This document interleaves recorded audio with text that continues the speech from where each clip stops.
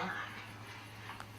Now then, the lower grades will write 3 verses from Mother Goose, and from memory, watch your penmanship. The middle grades will work out these problems in arithmetic at your desks.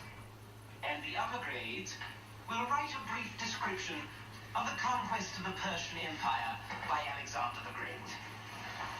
Yes, little hawk? Something you don't understand? No, I understand what is to be done.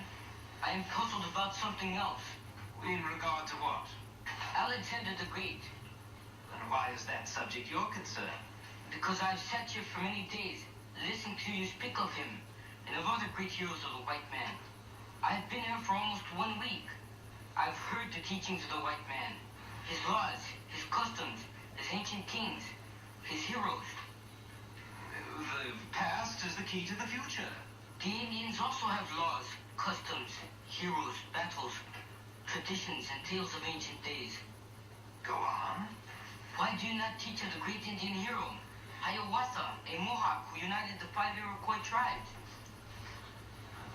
Are you quite serious? If the red man is to learn the white man's ways, surely the white man should learn the ways of the red man. This is preposterous. My father is a wise man. He has said, understanding is a path that travels 2 ways. Yes, Joe, what is it? Sounds like a good idea, Mr. Pickering. It'd be a lot more interesting learning about Indians than about those old Romans and freaks you told us about. Greeks, not freaks. Studying the classics simply cannot be compared with learning the habits and superstitions of primitive savages. The Indians have taught us an awful lot about them. Enough! Let there be an immediate end to this discussion. It is my position that schools are not supposed to teach white children about Indians. It has never been done, and I see no point to it. Now, get on with your lessons.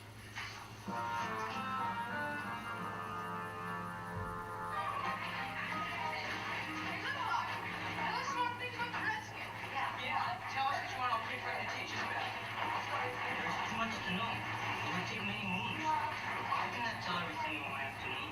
Just give me an idea. Tell some of the tests you had to take for that manhood. Yeah. Most of it is secret. I would first have to get permission from the tribal elders. But I can tell you this. They tested my endurance, my courage, and my ability to withstand pain without crying out. Gee, my old man wallops me, I yell. How come Indians always have such funny names, like Little Hawk and Yellow Lamb, Standing Bear, White Cloud? When an Indian child is born, the father walks out of the teepee full of happiness. And whatever he sees first, or the first thing that enters his mind, is what he names the child. That is supposed to bring good luck to the baby. When I was born, my father saw Little Hawk. When the child grows up, he can choose another name if it pleases him. I wish I was an Indian. I sure call myself something besides Jonathan. Hey, tell us something about your medicine man. His most important job is to cure sickness. We call him shaman. The family of the sick person must pay him in advance to make the cure. But there's one great difference between the shaman and the doctor of the white people. What's that? If the patient dies, he has to pay back the fee. The shaman can also change himself into an animal. Talk to spirits, travel to the other world, make rain, foretell the future. Oh, we don't have a doctor like that, do we? Gee, I never reckoned there was so much to learn about Indians.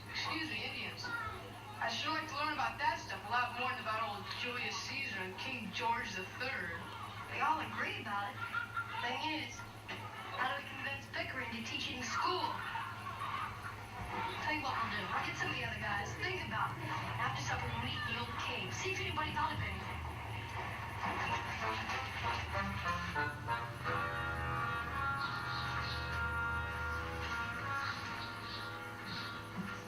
Like everybody's here. You got any ideas?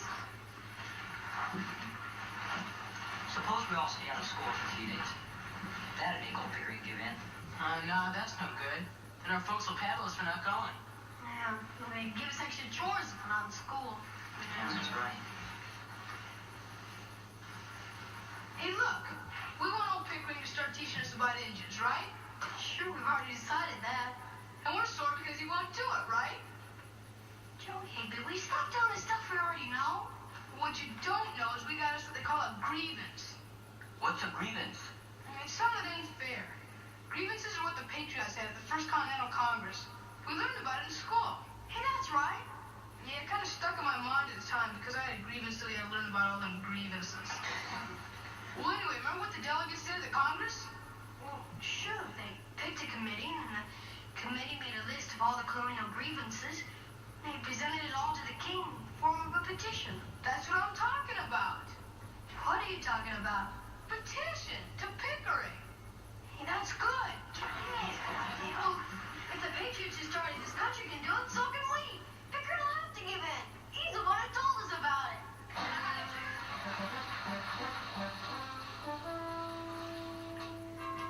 Extraordinary. Utterly incredible. This is the most amazing document I have ever seen. 8 completely different sets of handwriting. The word grievance misspelled 5 different ways, and numerous other examples of unbelievable orthography. Sentence structure that threatens to destroy the very foundations of our language, and penmanship that can only be compared to the tracks made in wet snow by a drunken squirrel. Obviously, a cooperative effort. You didn't trust any single individual to do the job, so you botched it up collectively. The technical aspects of this document notwithstanding, I am deeply impressed by the concept of the petition. Also by the sentiments expressed herein. I wish to compliment all of you on the approach you took. However, this school is not the Continental Congress, and I am not King George. And much as I may be in favor of a democracy, no school can be run like one.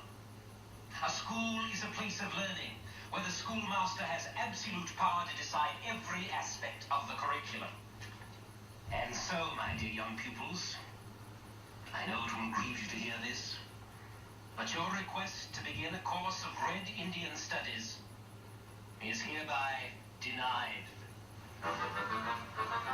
Do you own a home or a condo? Then it's time you learn about American Residential Warranty. Hi, I'm Anthony Sullivan, And I'm Michelle Edmonds. and we're here with important information for every homeowner. Did you know home appliance and major system breakdowns cost homeowners an average of $1,700 per year in repairs and replacements? American Residential Warranty can help cover those costs with home service plans starting at less than $1 a day. For most covered repairs, you simply pay a small service fee, and American Residential Warranty will take care of the rest. Including parts and labor. American Residential Warranty replaced my dishwasher with a brand new one, and I only paid a small service fee. This Saturday morning, there was no hot water in the shower. So I called American Residential Warranty. They sent a repairman to fix the problem the same day. Plan options include coverage for central air, heat, and ductwork, Interior electrical systems and plumbing. major kitchen appliances, Water heaters. washers and dryers, Garage door openers. ceiling fans, and more. Even pools and spas. American Residential Warranty gives you security and peace of mind with plans starting at less than $1 per day. And you get a 30-day money-back guarantee on any plan. Call now or go to getahomeplan.com to learn how you can get 2 free months. And for a limited time, you can get a home security system valued at $850 free with any plan. You can call American Residential Warranty 24 hours a day. Their customer service is incredible. When my air conditioning was broken, they came out and my AC was fixed the same day I called. You can save money with a home service plan from American Residential Warranty. Call now. There's no obligation. But hurry, if you wait until you need a home service repair, It'll be too late. Call 1-800-251-3501. That's 1-800-251-3501. Or log on to getahomeplan.com today. There were so many issues in my bag. Pretty much had shut me down. I couldn't even stand up straight. After going to Laser Spine Institute, I can't tell you how much happier I am. After years of living with chronic back pain, I finally found the answer. Call Laser Spine Institute, the leader in minimally invasive spine surgery, to learn how you can get lasting relief from chronic neck and back pain, all with a less than 1-inch incision. If you or a loved one have been diagnosed with spinal stenosis, bulging or herniated disc, sciatica, or other chronic spine conditions, call today for your no-cost MRI review. After surgery, I was so surprised that I could walk the next day and walk without pain. pain. It was amazing. If you've been told you might need neck or back surgery, call 1-844-992-BACK now for your no-cost MRI review. Calling Laser Spine Institute was the best decision I've ever made. I can lift up my 3-year-old, run and play, and they help me get my life back. Laser Spine Institute, a less than 1-inch incision, a lifetime of standing tall. You do all this research on a perfect car, then smash it into a tree. Your insurance company raises your rates. Maybe you should have done more research on them. For drivers with accident forgiveness, Liberty Mutual won't raise your rates due to your first accident. Just one of the many features that comes standard with our base policy.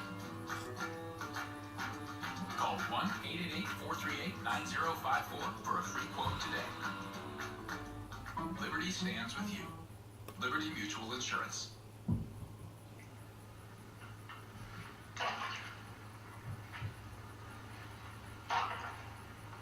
Seems like the only thing old Pickery knows about partitions is how to spell it. What do we do now? I don't know. Tus дорога have life saying. Чиквосе туш patinium. What does that mean? Silence is the ambush of the weak. You mean